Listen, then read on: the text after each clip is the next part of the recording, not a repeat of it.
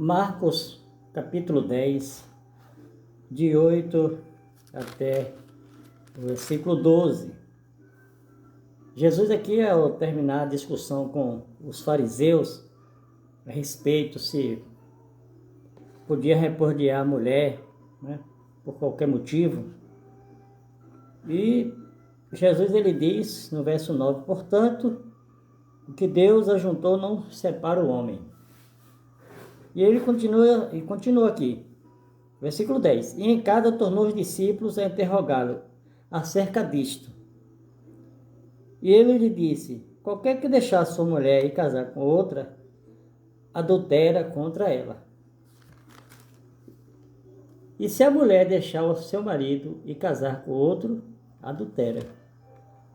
Jesus Cristo, ele fala com seus discípulos, né? E parece que essa pergunta que os discípulos fazem aqui, parece que foi mesmo na mesma discussão com os fariseus. Aqui não está sendo defendido nenhuma ideia de divórcio, de separação. Estamos aqui dando, né, uma lida no texto, que é um texto assim difícil, né? Porque a gente está vendo aqui a cultura judaica, né? A forma que os homens agiam. Então, por exemplo, na lei judaica, a mulher ela não tinha poder para se divorciar do homem. Só o homem que poderia. Ela não podia fazer isso, né? E Marcos também, Marcos está escrevendo para um povo também não gentil, que para o gentil naquela época era normal, sim, ter o divórcio, né? Não era normal como hoje. E Jesus ele diz aqui que o casamento entre o casal e Deus é algo formado por Deus. Mas ele diz aqui, no versículo 10, em casa tornou os discípulos a interrogá-lo acerca disto mesmo. Eram homens que iam cuidar da igreja de Cristo, eles estavam com dúvida. Como é que eles iam explicar ao povo? Então Paulo até diz, Paulo fala, né, que se uma mulher crente e o marido não for crente, ela quiser separar, ela pode, né? Faz que ela lute pelo seu marido. Mas o que está sendo dito aqui também é que a expressão, né, qualquer que deixar sua mulher e casar com outra, adultera contra ela. Então muitas vezes um dos motivos que Jesus ele é duro assim, e lá em Mateus também, ele até diz, né, que se o homem olhar para uma mulher e a desejar, né, já cometeu adultério. Aí já fica complicado, né? E Jesus ele está dizendo aqui, por que Jesus está dizendo isso? Porque existia aquela questão do homem, né? Do homem ser ele que decidia, muitas vezes, se dava ou não o divórcio. E muitas vezes, em muitos momentos, algumas mulheres, elas forçavam, elas faziam meios, né? Forma para o homem tentar se livrar dela mesmo. Então nós contemplamos que hoje, né?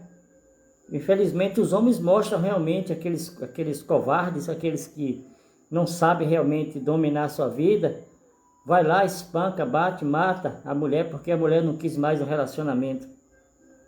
Mas aqui também as mulheres também sofriam, apanhavam, eram escravizadas, torturadas. Mas ninguém sabia, ninguém falava nada às vezes. Então, uma mulher que muitas vezes era espancada, né, ela poderia provar das suas provas, ter o seu divórcio. E aqui diz que comete adultério. Aí você diz assim, então a pessoa não pode casar. Não está dizendo que não pode casar, não.